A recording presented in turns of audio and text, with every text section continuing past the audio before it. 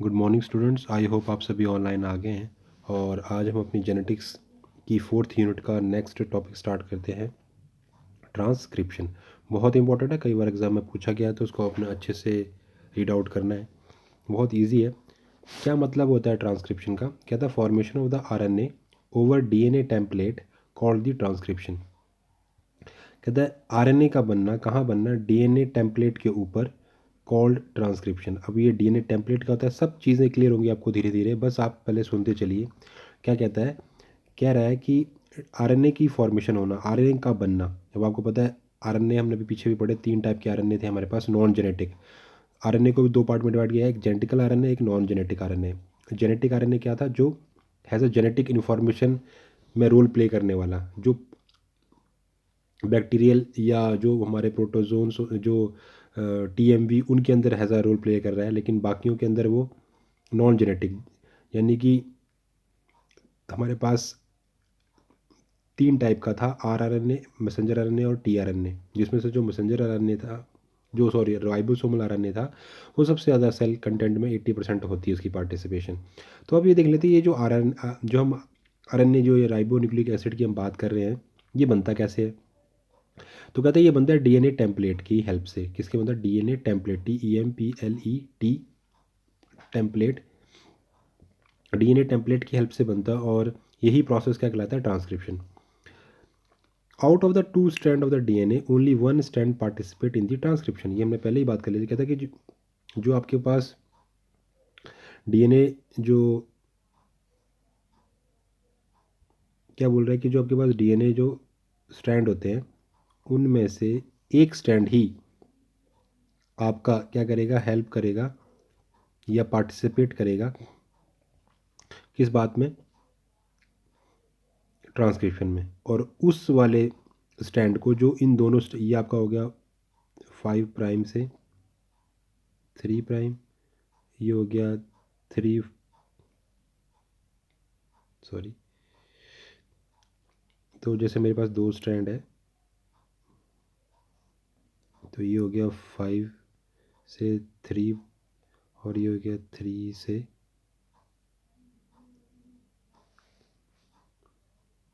5। ठीक है, 3 प्राइम से 5। तो कहता है कि इन दोनों में से जो भी स्ट्रैंड आपको पता है, हमारा जो डीएनए वो डबल स्ट्रैंड है ना, डबल हेलिक्स इस तरीके से होता है। ये मैंने यही हमने बना के दिखाया है। तो इन दोनों स्ट्रैंड में, जो इन दोनों धागों में से, दोनों स्ट्रैंड में से जो भी स्ट्रैंड ट्रांसक्रिप्शन में हेल्प करेगा, वो कहलाएगा एंटी सेंस स्ट्रैंड। क्या कहलाएगा? एंटी सेंस स्ट्रैंड या नॉन कोडिंग स्ट्रैंड। बात समझ आ रही है? इतनी तो बात क्लियर है, कोई दिक्कत नहीं आ रही है आपको कहीं से भी?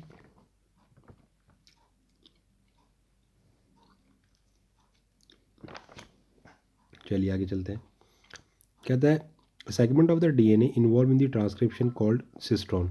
और वो कह रहा है कि डीएनए का वो वाला हिस्सा जो ट्रांसक्रिप्शन में इन्वॉल्व हो रहा है, उसे कहते हैं सिस्ट्रॉन। सिस्ट्रॉन एक फंक्शनल यूनिट है जीन की। जीन के अंदर सिस्ट्रॉन ही वो हिस्सा है जो मतलब ट्रांसक्रिप्शन में और आरएनए की फॉर्मेशन में हेल्प कर रहा है। सबसे फंक्शनल यूनिट है, इसी के पास सारी इन्फॉर्मेशन है कि आगे सेल से क्या बनवाना है। तो कहता है डीएनए के अंदर जो सेगमेंट जो ट्रांसक्रिप्शन में इन्वॉल्व है, उसे कहते हैं cistron. RNA polymerase enzyme involve in the transcription. कहता है आरएनए पॉलीमरेज एंजाइम ट्रांसक्रिप्शन में हमारी हेल्प करता है। मतलब जो ट्रांसक्रिप्शन हमारा जो ये प्रोसेस है, इसमें आरएनए पॉलीमरेज एंजाइम, अब नाम से पता चल रहा है आरएनए पॉलीमरेज मतलब पॉली मतलब बहुत सारी चीज़ों को जोड़ने वाला। आरएनए पॉलीमरेज एंजाइम ट्रांसक्रिप्शन में हेल्प करता है। कहता है अगर आप यूकैरियोटिक सेल्स की बात करते हो, अब आपको प्रोकैरियोटिक और यूकैरियोटिक सेल में डिफरेंस पता है? कहता है अगर आप यूकैरियोटिक सेल की बात कर रहे हो तो वहाँ पर आपको 3 तरीके के आरएनए पॉलीमरेज मिलेंगे। RNA polymerase first, RNA polymerase second और आरएनए पॉलीमरेज थर्ड। जो आरएनए पॉलीमरेज फर्स्ट है, वो किस किस के लिए है?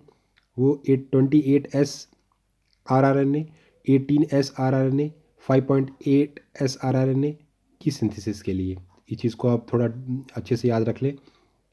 आप तो कई बार आपसे कंपटीशन में या 1.5 नंबर के क्वेश्चन में सेक्शन ए में ये पूछ सकते हैं कि जो आरएनए पॉलीमरेज फर्स्ट है, वो किसकी हेल्प, उससे कि हम क्या बना सकते हैं, कौन सा आरएनए बना सकते हैं? 28S rRNA, 18S rRNA, 5.8 sRNA की सिंथेसिस में हेल्प होती है। जबकि जो RNA पॉलीमरेज सेकंड है उससे हम मैसेंजर RNA बनाते हैं, और RNA पॉलीमरेज जो थर्ड है उससे आप tRNA, 5sRNA और सोलुबल nRNA, sRNA मतलब सोलुबल sRNA की सिंथेसिस कर सकते हैं।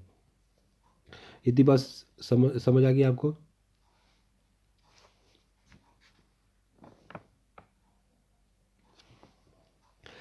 ठीक है, तो क्या बोल रहे हैं कि हमने अभी बात की कि जो ट्रांसक्रिप्शन है उसका मतलब क्या है कि डीएनए से आरएनए का बनना ट्रांसक्रिप्शन कहलाता है, और दोनों डीएनए स्ट्रैंड में से जो भी स्ट्रैंड पार्टिसिपेट करता है ट्रांसक्रिप्शन में उसे हम एंटीसेंस स्ट्रैंड कहते हैं, और डीएनए का वो हिस्सा जो ट्रांसक्रिप्शन में इन्वॉल्व हो रहा है उसे सिस्टोन कहते हैं। आरएनए पॉलीमरेज एंजाइम ट्रांसक्रिप्शन में हमारी हेल्प करते हैं। अगर आप यूकेरियोटिक सेल के अंदर बात करें तो उसके अंदर, उस सेल के अंदर 3 प्रकार के आरएनए पॉलीमरेज बनते हैं। आरएनए पॉलीमरेज फर्स्ट, सेकंड और थर्ड एंजाइम, ये 3 एंजाइम है। तीनों एंजाइम का अलग अलग काम है। पहला एंजाइम जो है वो 28S आरएनए, 18S आरएनए और 5.8S आरएनए को बनाने में हेल्पफुल है, जबकि दूसरा एंजाइम यानी कि RNA polymerase second messenger RNA की सिंथेसिस में हेल्पफुल होता है और एमआरएनए की, और आरएनए पॉलीमरेज थर्ड टीआरएनए और 5S आरएनए, सॉरी 5.5 SRNA और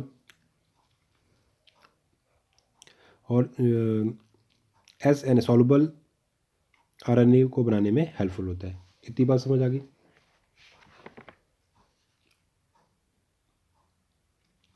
फाइव एस RNA। तो अब आगे बात करते हैं। कहता है in eukaryotic RNA polymerase made up of 10 to 50 polynucleotide chain. वो कहता है यूकैरियोटिक सेल के अंदर जो आपका RNA पॉलीमरेज एंजाइम है वो लगभग 10 से 15 पॉलीपेप्टाइड चेन का होता है। अब आपको पता है एंजाइम्स एक्चुअल में होते क्या है? प्रोटीन ही होती है। प्रोटीन की चेन से बनेंगे तो हम क्या बोलेंगे? पॉलीपेप्टाइड। तो कहता है कि जो आपकी यूकैरियोटिक सेल के अंदर जो आरएनए पॉलीमरेज एंजाइम है आपकी, वो 10 से 15 पॉलीपेप्टाइड चेन के बने होते हैं। In prokaryotes have only one type of the RNA polymerase. अगर आप प्रोकैरियोटिक सेल के अंदर जा रहे हो तो प्रोकैरियोटिक सेल्स के अंदर क्या होगा, जहाँ वहाँ पर जो आपको ये आरएनए पॉलीमरेज एंजाइम मिलेगा वो सिर्फ एक ही टाइप का मिलेगा जो सभी टाइप के आरएनएस को बनाने में सक्षम है, उसके अंदर कैपेसिटी है, एबिलिटी है। ठीक, यूकैरियोटिक में तो अलग अलग 3 टाइप के आपको दिखे थे, यहाँ पर सिर्फ एक ही टाइप का आरएनए जो सभी टाइप के आरएनएस को बना सकता है। कहता है RNA polymerase of the E coli has 5 polypeptide chains. तो यहाँ से उसने कहा कि जो आरएनए पॉलीमरेज है यूकैरियोटिक का वो 10 से 15 पॉलीपेप्टाइड चेन्स का बना होता है। 10 से 15 उसमें पॉलीपेप्टाइड चेन्स लगी होती हैं। सोचो कितना कॉम्प्लेक्स स्ट्रक्चर होगा।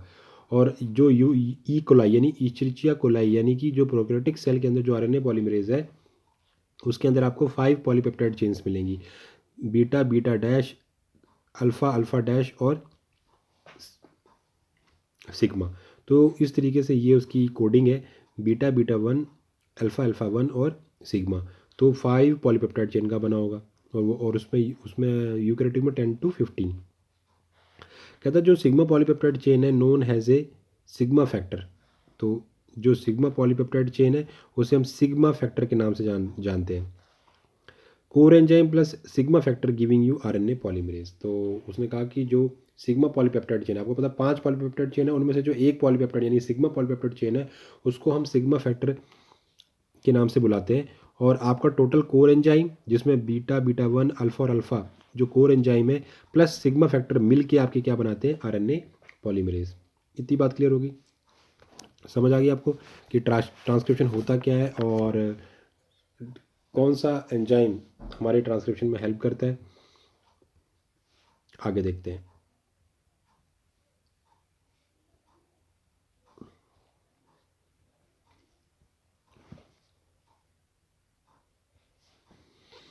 आगे बात करते हैं। कहता है following steps are present in the transcription. कहता है जो नीचे आप जो स्टेप्स आने वाले हैं वो ट्रांसक्रिप्शन को स्टेप बाय स्टेप हम अब आगे प्रोसीड करते हैं। पहला आपका स्टेप आता है इनिशिएशन का, यानी कि जो आपका प्रारंभिक अवस्था है, इनिशिएशन पॉइंट क्या है, क्या होता है स्टार्टिंग पॉइंट में। कहता है DNA has a promoter site और इनिशिएशन साइट। मतलब डीएनए के ऊपर या डीएनए के पास एक प्रमोटर साइट या इनिशिएशन साइट होती है। बात समझ आ गई? क्या होती है प्रमोटर साइट और initiation site? Where the transcription begins, जहाँ से ट्रांसक्रिप्शन प्रारंभ होगा। बात समझ आ रही है? कहते हैं डीएनए के ऊपर एक प्रमोटर साइट या इनिशिएशन, इसी को कहते हैं प्रमोटर, मतलब जहाँ से ये प्रमोट काम होना प्रारंभ होगा। कौन सा काम? ट्रांसक्रिप्शन का। कहते हैं एक होती है terminator site where the transcription stop, और डीएनए के ऊपर एक टर्मिनेटर साइट भी होगी जहाँ पर ये ट्रांसक्रिप्शन वाला जो काम है वो रुक जाएगा। कहता है sigma factor recognise the promoter site of DNA.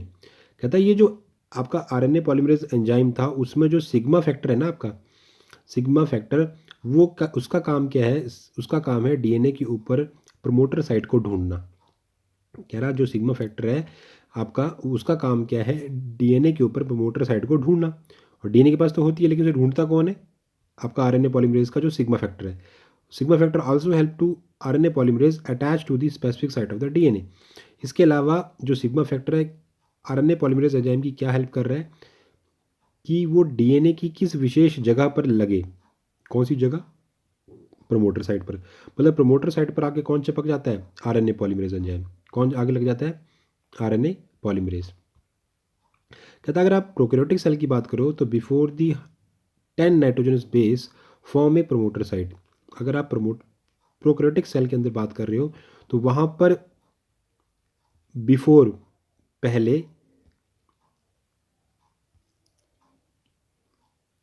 10 nitrogenous base form promoter site. तो वो कहता है कि प्रोकैरियोटिक सेल के अंदर बिफोर दी 10 नाइट्रोजनस बेस, तो जो हमारे 10 जो बेस है उनसे पहले प्रमोटर साइट बनती है। A sequence of 6 base pair, और मतलब 10 नाइट्रोजन बेस से पहले एक 6 बेस पेयर की प्रमोटर साइट बनेगी, और जिसका कोडिंग ये है टाटा, TATAAT, यानी thymine adenine thymine adenine adenine T. और ये जो ऐसे जब सीक्वेंस आएगा कहीं पर भी आपको, तो वो कैसा रोल प्ले करेगा? प्रमोटर साइट की। He is present on the DNA, और इसे कहते हैं हम प्रिब्नो बॉक्स। ये याद रखने वाली चीज़ है। इस 6 बेस पेयर को हम क्या बोलते हैं? प्रिब्नो बॉक्स। तो कहता है कि हमेशा 10 नाइट्रोजन बेस से पहले एक प्रमोटर साइट आएगी जिसमें 6 बेस पेयर की कोडिंग होगी, 6 बेस पेयर का एक सीक्वेंस होगा। ये वाला सीक्वेंस अगर आता है तो वो as a promoter site behave करेगा, और उसे हम क्या एक्चुअल में क्या बोलेंगे? Pribnow box. क्या बोलेंगे? Pribnow box. कहता अगर आप यूकेरियोटिक सेल के अंदर हो तो वहाँ पर 20 नाइट्रोजन बेस से पहले क्या बनेगी? फॉर्म दी प्रमोटर साइट, और वहाँ जो सीक्वेंस होगा वो 7 बेस पेयर का होगा। उसका नाम होगा टाटा, TATAAA। और यहाँ क्या था? टाट। ये टाट था, और ये टाटा है।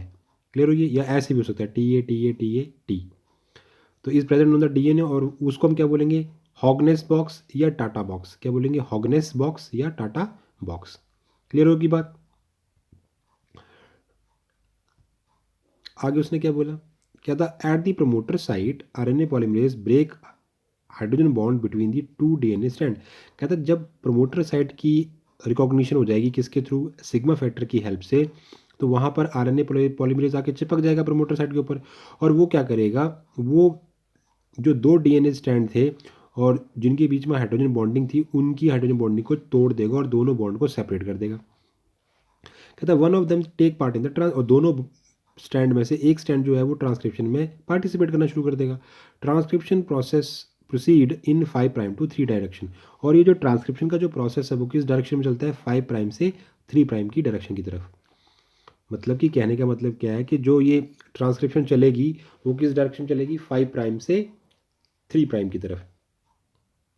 मतलब कि जो नया आरएनए बनेगा, जैसे मेरे कहने का मतलब क्या है कि आपके पास ये ऐसा था, ये स्टैंड था आपके पास, यहाँ तो हाइड्रोजन बॉन्डिंग थी बेस पेयर के बीच में, यहाँ भी थी, लेकिन यहाँ वाली जो थी वो टूट गई। जो आप इतने एरिया में देख रहे हो ये यहाँ पे टूट गई। क्यों टूट गई यहाँ पे? क्योंकि यहाँ पे इस जगह के ऊपर एंजाइम आके लग गया है, और उस एंजाइम का नाम क्या? RNA polymerase enzyme. ये एंजाइम लगने से यहाँ के जो पहले बॉन्ड थे वो सारे बॉन्ड टूट गए। ठीक है, वो टूट गए, और यहाँ अब वो फ्री हो गए आपके base.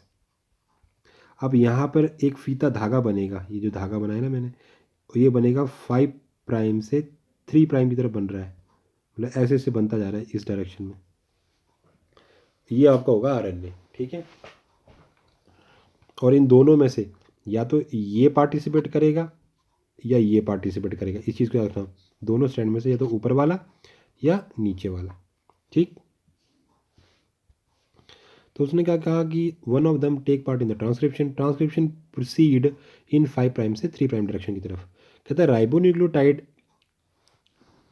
Triphosphate come to lie opposite complementary nitrogenous base of antisense strand।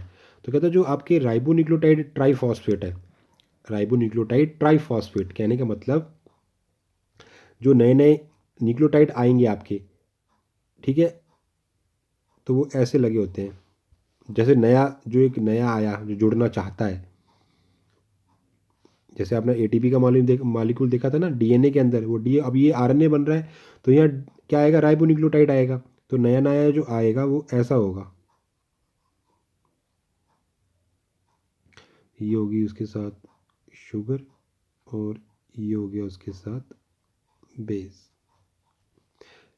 तो ये आपका पूरा एक क्या है, एक ये क्या है, सिंगल राइबो न्यूक्लियो ट्राइफॉस्फेट, ठीक है ना। तो ये जैसे एक एक करके आएंगे जुड़ते जाएंगे और एक नया आरएनए बनता जाएगा। मतलब ये एक पूरा एक मोती है ना, हमें से हज़ारों मोती जोड़ने और मतलब ऐसे आरएनए का एक फीता बनाना है। तो वो कहता है कि जो राइबोन्यूक्लियोटाइड ट्राइफॉस्फेट है वो आते जाएंगे, कैसे आते जाएंगे, opposite the complementary nitrogenous base of the antisense codon. कहने का मतलब है कि जैसे इस तरीके से है,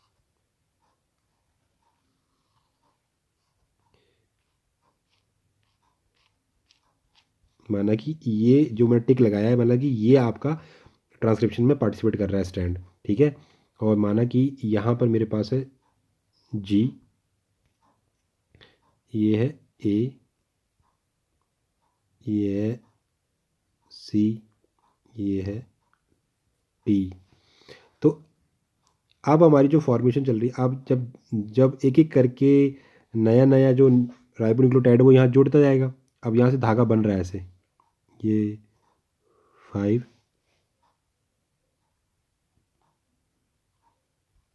तो जो ये ऐसे जुड़ता जाएगा ऐसे, ये नया बन रहा है धागा।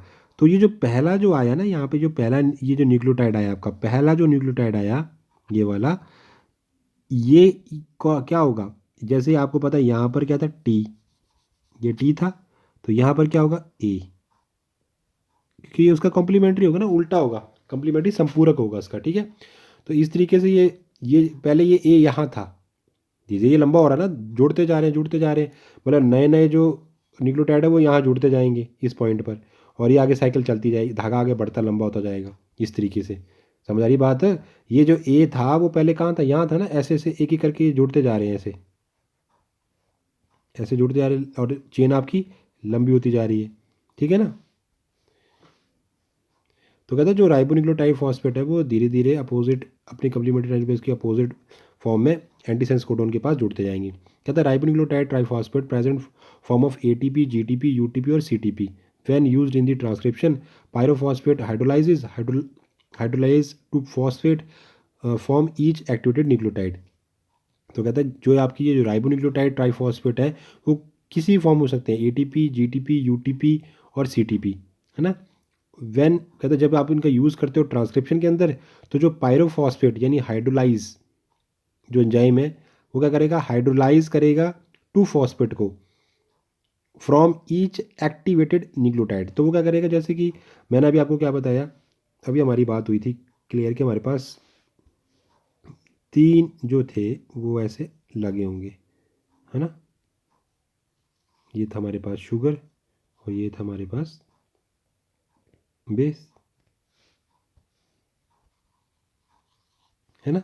तो जैसे ये अभी तो ये ना सुप्त अवस्था में होते हैं, इनएक्टिवेट स्टेज में, जैसे यहाँ से इसको ब्रेक किया जाएगा ना, हम हाइड्रोलाइज कर देंगे, जो हमारे पास 2 फॉस्फेट है उसे हम यहाँ से काट देंगे, मतलब ब्रेक कर देंगे एंजाइम की हेल्प से।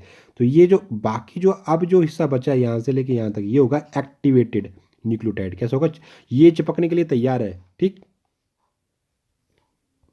This energy released used in the process of the transcription. और कहता है अब यहाँ पर जो ये एनर्जी तोड़ने पर जो आपने फॉस्फेट जो बॉन्ड तोड़ोगे तो एनर्जी जो रिलीज होगी उसको हम ट्रांसक्रिप्शन में यूज़ कर लेंगे उस प्रोसेस में। ठीक, आगे अब हम डायग्राम में देख लें।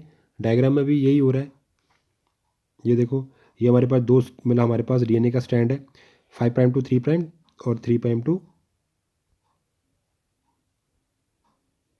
देख रहे हो। तो ये हमारे पास कोर एंजाइम है, समझ आ गई। जो हमारे पास आरएनए पॉलीमरेज एंजाइम है ये कहाँ आके चिपक गया, प्रोमोटर साइट पर। प्रोमोटर साइट को रिकॉग्नाइज करने के लिए हेल्प कौन करता है, सिग्मा फैक्टर। और 5 प्राइम टू 3 प्राइम और 5 प्राइम से 3 प्राइम हमारे पास है। तो अब इसमें एक तो होगा जो हैज़ा बिहेव करेगा इसके लिए एंटीसेंस कोडोन की स्टैंड की तरह, है ना। और तो हमारे हमारे लिए नीचे है टेम्पलेट, तो हमारा ये टेम्पलेट स्टैंड है जो काम कर रहा है। ये जो नीचे वाला है ये हमारे लिए हैज़ अ बिहेव कर रहा है, पार्टिसिपेशन कर रहा है ट्रांसक्रिप्शन में। तो ये देखो ये बनाना शुरू कर रहा है धीरे धीरे धागा। और साथ साथ में ये जो आपका जो क्या जो आपका एंजाइम वो धीरे धीरे मूव करेगा आगे की तरफ, 5 प्राइम से 3 प्राइम की तरफ आगे आगे मूव करता चलेगा। और मूव करते करते वो पहुंचेगा टर्मिनेटर साइट पर। कहाँ पहुंचेगा, टर्मिनेटर साइट पर। और टर्मिनेटर साइट पर पहुंचते ही ये एंजाइम जो है यहाँ से अलग कर दिया जाएगा, क्योंकि यहाँ पर आकर टर्मिनेटर साइट पर आकर जो आपका ट्रांसक्रिप्शन का प्रोसेस है वो स्टॉप कर दिया जाता है। इतनी बात क्लियर हो गई। तो ये आपका स्टैंड वैसे का वैसे जुड़ गया और ये जो आपका नया आरएनए बनकर बाहर आ गया 5 प्राइम से 3 प्राइम के एंड वाला, और ये कोर एंजाइम आपका अलग हो गया। बात क्लियर होगी। और जैसे जैसे ये आगे बढ़ता जाएगा तो आपके ये यहाँ के जो कम्प्लीमेंट्री बेस पेयर है वो आपस में खुलते जाएंगे। देखो यहाँ बॉन्डिंग बनती जा रही है, ये खुल जहाँ एंजाइम खड़ा होगा वहाँ पर हाइड्रोजन बॉन्डिंग नहीं होगी, क्योंकि आपको पता है आरएनए पॉलीमरेज हाइड्रोजन बॉन्डिंग को तोड़ देता है। इतनी बात क्लियर होगी। चलिए आगे चलते हैं। अब दूसरा स्टेप आ गया। अब आपने इनिशिएशन तो कर ही दिया था, आपने स्टार्टिंग तो कर दी ट्रांसक्रिप्शन की, अब उसको लंबा जो धागा आपको वो धीरे धीरे लंबा करना है उसमें। तो कहता है RNA polymerase establishes phosphodiester bond between दी एडजेसेंट राइबोन्यूक्लियोटाइड्स। तो कहते हैं जो आरएनए पॉलीमरेज जो एंजाइम है वो फॉस्फोडाइस्टर बॉन्ड बना देता है किनके साथ, बिटवीन दी एडजेसेंट न्यूक्लियोटाइड, जो लगातार न्यूक्लियोटाइड नए आते जा रहे हैं उनके बीच में फॉस्फोडाइस्टर बॉन्ड बनाता जाएगा। सिग्मा फैक्टर क्या करेगा, बाद में सेपरेट हो जाएगा, क्योंकि सिग्मा फैक्टर का काम कितना है, सिर्फ उस पोजीशन को रिकॉग्नाइज करने की कहाँ पे उसने चिपकना है आरएनए पॉलीमरेज ने। Core enzyme move along the antisense stand. और जो आपका कोर एंजाइम है वो आगे धीरे धीरे धीरे खिसकता रहेगा। कब तक खिसकता रहेगा, जब तक टेम्पलेट ना आ जाए, रीचेस दी टेम्पलेट साइड, जब तक वो सॉरी टेम्पलेट नहीं टेम्पलेट टर्मिनेटर साइड। तो वो कहने का मतलब क्या है, वो कह रहा है कि जैसे आपका ये जो ये है ना, ये पहले यहाँ था, ये धीरे धीरे मूव करता जाएगा। सेकंड स्टेप में वो और आगे आ गया, थर्ड स्टेप में वो यहाँ पहुँच गया। हमारा यहाँ पर हमारा टर्मिनेटर लगा हुआ है, टर्मिनेटर बैठा है यहाँ पे, ठीक है। तो ये यहाँ से इसको अब इस एंजाइम को बाहर फेंक दिया जाएगा, क्योंकि यहाँ पर अब हमने स्टॉप कर लेना अपना काम। समझ आ गई बात। यहाँ पर हमारा कोर एंजाइम का चिपका हमारा, वो किसने चिपकवाया, जो हमारा सिग्मा फैक्टर था। सिग्मा फैक्टर ने ढूंढा कि भाई प्रमोटर साइट कहाँ है। प्रमोटर साइट का क्या पता से कैसे पता चलता है, टाट या तो टाट 6 बेस पेयर का होगा अगर यूकैरियोटिक सेल है, और प्रोकैरियोटिक सेल है तो 6 बेस पेयर का एक सीक्वेंस होगा टी ए टी, वो होगी प्रमोटर साइट। और अगर आपकी यूकैरियोटिक सेल है तो 7 बेस पेयर की एक पर्टिकुलर सीक्वेंस होगा टी ए टी, है ना। उस साइड को अगर ढूंढ लेगा सिग्मा फैक्टर तो वहाँ पर आरएनए पॉलीमरेज यानी आपका कोर एंजाइम आगे चिपक जाएगा और धीरे धीरे वो आगे बढ़ना शुरू करेगा। जहाँ पर वो चिपका होगा उधर के बॉन्ड को, हाइड्रोजन बॉन्ड को वो तोड़ देगा, ठीक। और इस तरीके से जैसे वो टर्मिनेटर साइड पर पहुंच जाएगा लास्ट में, तो वहाँ से उसको हटा दिया जाएगा और यहाँ आकर आपकी ट्रांसक्रिप्शन की जो प्रोसेस है वो स्टॉप कर दी जाएगी। इतनी बात क्लियर होगी। थर्ड स्टेप आपका termination. RNA polymerase reaches at the terminate. जैसे ही आरएनए पॉलीमरेज एंजाइम जो आपको टर्मिनेटर साइज पे पहुंचेगा, it separate from the DNA template, तब उसको डीएनए के टेम्पलेट से सेपरेट कर दिया जाएगा। On the terminator site on DNA nitrogen is base present in the palindromic sequence. हमने पहले भी डिस्कस की थी कि what is the meaning of palindromic, PALINDROMIC sequence. क्या होता है प्लैंड्रोमिक सीक्वेंस, कहता है टर्मिनेटर साइट पर डीएनए की जो टर्मिनेटर साइट होती है वहाँ पर जो नाइट्रोजन बेस होते हैं वो कैसे प्रेजेंट होते हैं, पैलेंड्रोमिक सीक्वेंस। पैलेंड्रोमिक सीक्वेंस क्या होता है, वही वाला सीक्वेंस कि आपके जो दोनों स्टैंड है, दो स्टैंड होते हैं डीएनए में। तो अगर मान लो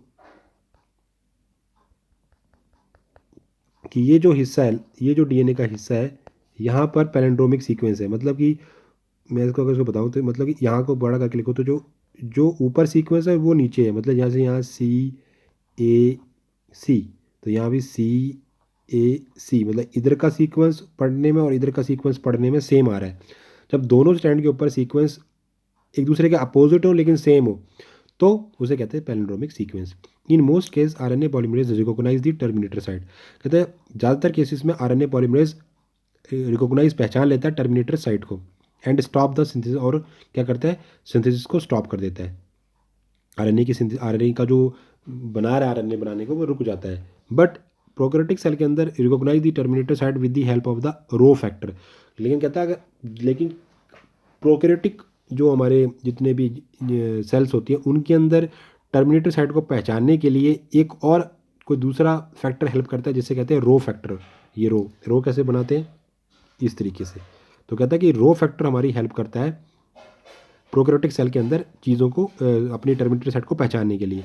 रो factor is a specific protein help RNA polymerase recognise the terminator site, तो कहते हैं रो फैक्टर एक्चुअल में एक विशेष प्रकार की प्रोटीन होती है जो आरएनए पॉलीमरेज की हेल्प करती है, मदद करती है ताकि वो टर्मिनेटर साइट को पहचान सके। जबकि यूकैरियोटिक्स जो सेल होती है उसके अंदर आरएनए पॉलीमरेज खुद ही पहचान लेता है, लेकिन प्रोकैरियोटिक में पहचानने के लिए उसको अलग से रो फैक्टर की ज़रूरत पड़ती है। ठीक है, तो इतना आपको समझ में आ गया। तो आज हमने अपना ये जो ट्रांसक्रिप्शन वाला आरएनए के ट्रांसक्रिप्शन को डिटेल में बारीकी से हर एक चीज़ को नोट किया है। तो थैंक यू सो मच, आज के लिए इतना ही, मिलते हैं नेक्स्ट क्लास के अंदर।